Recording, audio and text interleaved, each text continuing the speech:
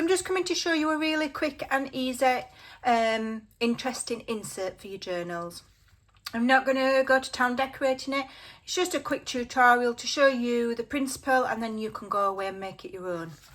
So I've got some vintage music paper here. I've made this with book pages. Turns out fantastic, but I'm using this because it's slightly thicker.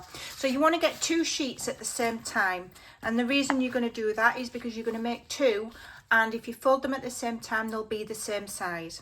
So you'll have seen this fold a million times, but I've just made it a little bit more fabulous. So you fold upwards, okay? So you've just got a rectangle, you fold it upwards. It doesn't really matter what size your paper is, but this is a rectangle. And what you want to do is you're looking for these 2 points to be fairly even, okay, so that they're like at the same height. And then when you're happy with that, and if you use the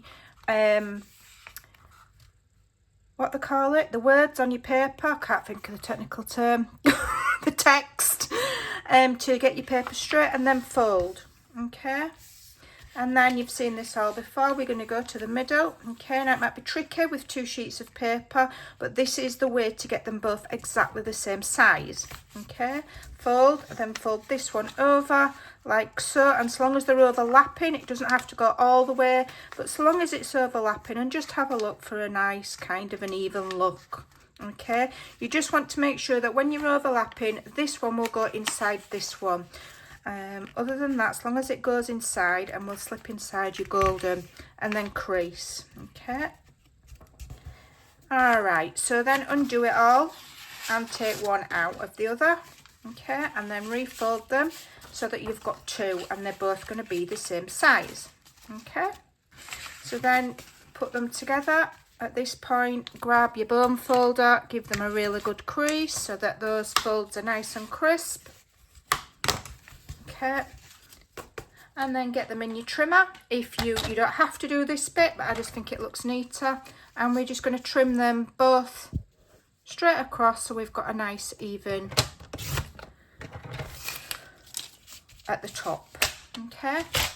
Now you can just leave them like that. I'm actually going to glue just the inside of the bottom so that whatever I put in there doesn't slide out of the bottom, okay? So a thin bead of glue here, okay? Probably gone a bit mad there, but never mind, okay? And the same with the second one. Please make sure you click the subscribe, the notification bell, and give me a thumbs up. Okay, I really do appreciate it. It really helps me a lot. Okay, so, but we're not going to leave it just there. Just need to wait for this to dry a minute. Okay, so whilst that's just drying a minute, what we're going to do now is we're going to make a hinge, because we're going to turn this into an insert or booklet.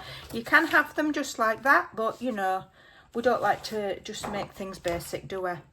So to make a hinge, I'm going to use some more vintage paper.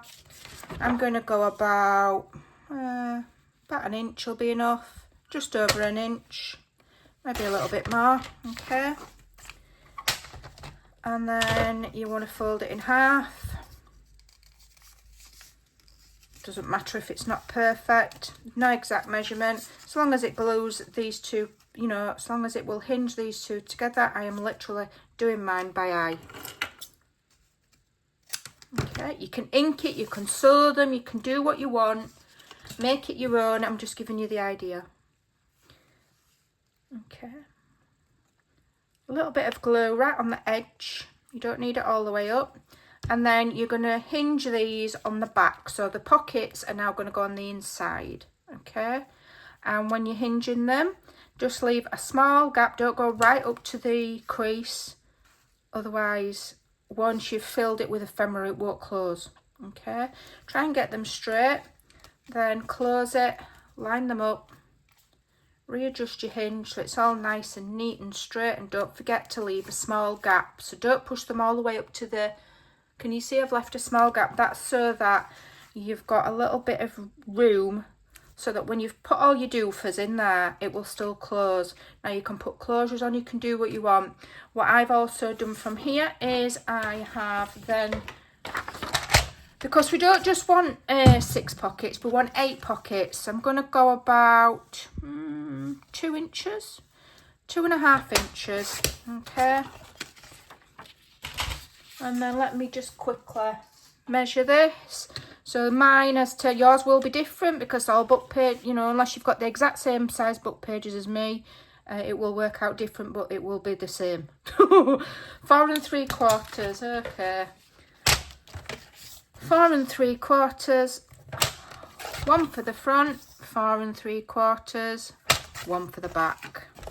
Again, so round them, do what you want. Okay, but then you want to glue it on 3 sides.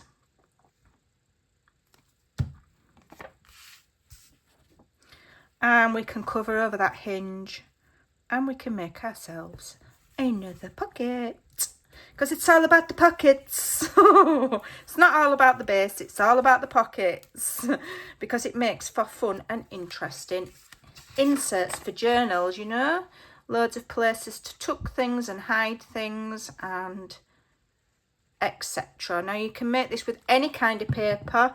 My original one that I've just made really quickly for TikTok, I made, and I kind of find it here, I made out of dictionary page. So it does work, but obviously that's very lightweight. This is a bit thicker. You can use scrapbooking paper, you can use what you want. And then you've got a pocket front and back. So let's count them. Are you ready? 1, open, 2, 3, 4, 5, 6, 7, and you got it, 8. So that's how we make a little 8 pocket interesting insert from just book pages, or in my case, music page. And then you'd go and you'd decorate it. Nice slim profile. If you don't overfill it, it will slide in your journal. You could sew it because you've left a gap there. Sew it in the centre of a signature. Lots and lots of uses for it. So I hope you'll give that a try. Thanks for watching. Take care and I'll see you soon. Bye.